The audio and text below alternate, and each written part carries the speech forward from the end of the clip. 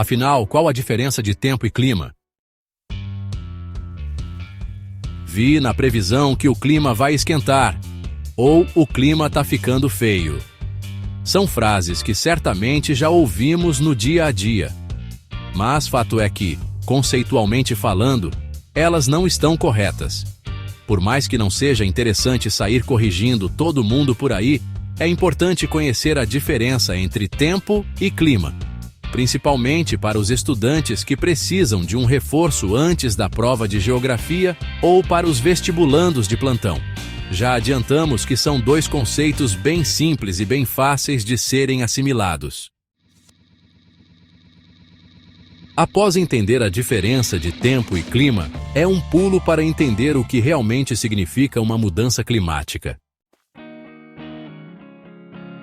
Quando falamos de tempo, nos referimos ao momento em que as condições da troposfera, camada mais baixa da atmosfera, apresentam-se no momento atual, ou seja, elas mudam continuamente e o tempo pode se apresentar quente, frio, úmido ou seco. Mas quando falamos de clima, é diferente. O clima nada mais é do que a sucessão dos diferentes tipos de tempo. Ou seja, ele é determinado conforme diferentes elementos atuam sobre uma determinada região em um longo período. São eles: temperatura, pressão atmosférica, vento, massas de ar, umidade e chuva. É com base no clima, portanto, que fazemos observações sobre um período mais longo, como por exemplo, em São Paulo, caem chuvas muito volumosas durante o verão.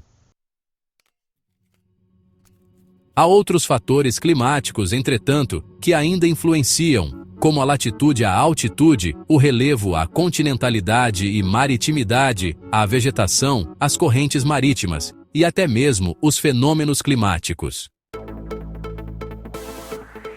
O relevo também atua sobre o clima. No litoral, onde predominam os mares de morros, por exemplo, as nuvens que não conseguem avançar desencadeiam a chuva orográfica. O relevo está entre um dos fatores que podem atuar sobre o clima.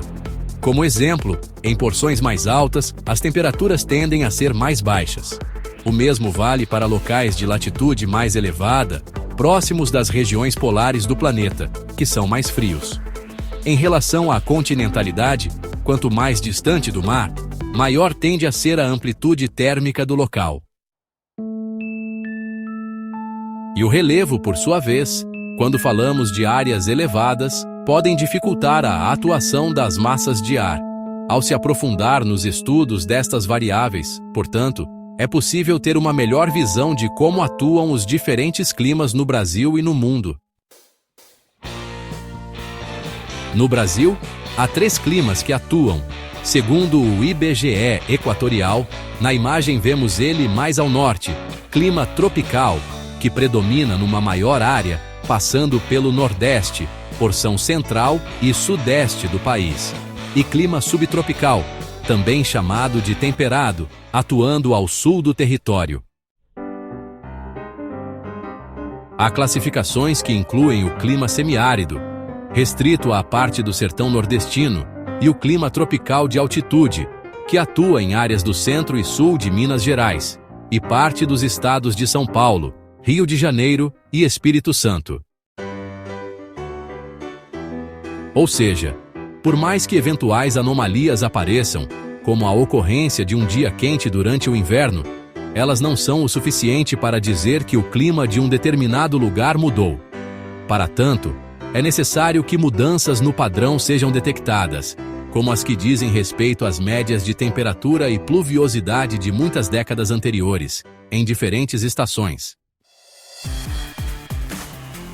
Mas considerando a intensificação do aquecimento global, provocado pela ação do homem, é natural que essa preocupação ganhe um maior espaço.